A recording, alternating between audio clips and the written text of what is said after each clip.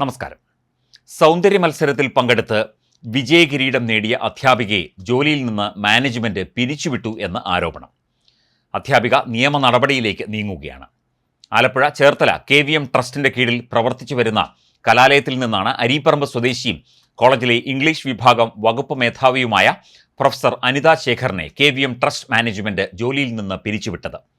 Service നിയമങ്ങൾ കാറ്റിൽ പറത്തിയും സ്ത്രീത്വത്തിന്റെ അന്തസ്സും സ്വാതന്ത്ര്യവും ചോദ്യം ചെയ്യുന്ന KVM ട്രസ്റ്റ് മാനേജ്മെന്റിനെതിരെ നിയമ നടപടി സ്വീകരിക്കുമെന്ന് പ്രൊഫസർ അനിത ശേഖർ വാർത്താക്കുറിപ്പിൽ അറിയിച്ചു. കൊച്ചിയിലെ റാഡിസൺ ബ്ലൂ ഹോട്ടലിൽ ഫെബ്രുവരി 24 നടന്ന G&G Mrs Kerala the crown of glory season 1 grand ഫിനാലയിലാണ് അനിത ശേഖർ പങ്കെടുത്ത് മിസസ് ഇൻസ്പിറേറ്റ് 2024, ടൈംലെസ് ബ്യൂട്ടി എന്നീ കിരീടങ്ങൾ സ്വന്തമാക്കിയത്. എന്നാൽ പുരസ്കാരങ്ങൾ നേടി കോളേജിലെത്തിയ അനിത ശേഖറിനെ യാതൊരു മുന്നറിയിപ്പുമില്ലാതെ അന്തർദേശീയ വനിതാ ദിനത്തിൽ ജോലിയിൽ നിന്ന് പിരിച്ചുവിടുകയായിരുന്നു എന്നാണ് പരാതി. കോളേജ് അധികൃതരുടെ അനുമതിയോടെയാണ് മത്സരത്തിൽ പങ്കെടുത്തത്. സഹപ്രവർത്തകരുടെയും കുടുംബാംഗങ്ങളുടെയും സുഹൃത്തുക്കളുടെയും പൂർണ്ണ സമ്മതത്തോടെയാണ് മത്സരത്തിന് പോയത്.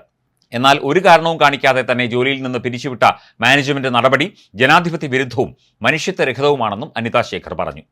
മാനേജ്മെന്റ് ഈ നടപടി തിരുത്തണം. മേലിൽ ഇത്തരത്തിലുള്ള ദുരനുഭവം ആർക്കും ഉണ്ടാവരുത്. ഒരു വിദ്യാഭ്യാസ സ്ഥാപനത്തിൽ നിന്ന് ഉണ്ടാകാൻ പാടില്ലാത്ത അപമാനകരമായ സംഭവം പൊതുസമൂഹം അറിയേണ്ടതാണ്.